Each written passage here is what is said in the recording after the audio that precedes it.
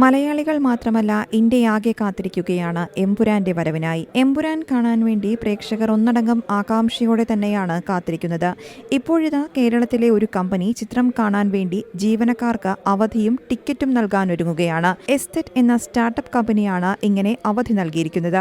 വൈറ്റിലയിൽ പ്രവർത്തിക്കുന്ന digital marketing കമ്പനിയാണ് എസ്തെറ്റ്. ജീവനക്കാർക്ക് മാർച്ച് 27 ഹാഫ് ഡേ, അതായത് ഉച്ചയ്ക്ക് 12 മണിവരെയാണ് അവധി നൽകിയിരിക്കുന്നതെന്ന് കമ്പനി സ്ഥാപകരിൽ ഒരാളായ ആൽബിൻ പറഞ്ഞു. 10 പേരടങ്ങുന്ന എസ്തെറ്റ് കമ്പനിയുടെ സഹ ഉടമ അൽഫോൺസ് ആണ്. തങ്ങൾ രണ്ടുപേരും കടുത്ത മോഹൻലാൽ ആരാധകരായതിനാലാണ് എമ്പുരാന്റെ റിലീസിന് ജീവനക്കാർക്ക് അവധി നൽകാൻ തീരുമാനിച്ചതെന്നും ആൽബിൻ വ്യക്തമാക്കുന്നു. കമ്പനിയിലെ ജീവനക്കാർക്ക് ടിക്കറ്റ് നൽകുമെന്നും ആൽബിൻ പറഞ്ഞു. ക്ലയൻസിനെ ബാധിക്കാതിരിക്കാനാണ് നേരത്തെ തന്നെ ഇങ്ങനെ അവധി പ്രഖ്യാപിച്ചതെന്നും ആൽബിൻ വ്യക്തമാക്കുന്നു. അതേസമയം മലയാള സിനിമാ ചരിത്രത്തിലെ ആദ്യ ഐമാക്സ് റിലീസാകാനാണ് എമ്പുരാൻ ഒരുങ്ങുന്നത്. ഫേസ്ബുക്കിലൂടെ സംവിധായകൻ പൃഥ്വിരാജ് തന്നെയാണ് ഈ പ്രഖ്യാപനം നടത്തിയത്.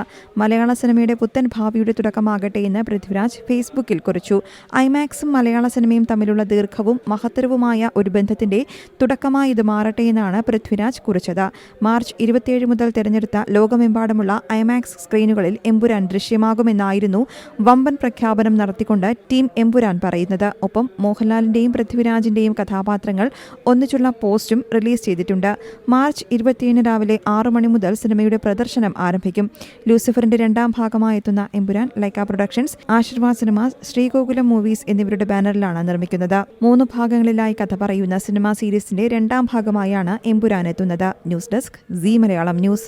ഏറ്റവും പുതിയ വാർത്തകളും വിശേഷങ്ങളും വിരൽ തുമ്പിലറിയാൻ സീ മലയാളം ന്യൂസ് എല്ലാ ഡിജിറ്റൽ പ്ലാറ്റ്ഫോമുകളിലും ലഭ്യം.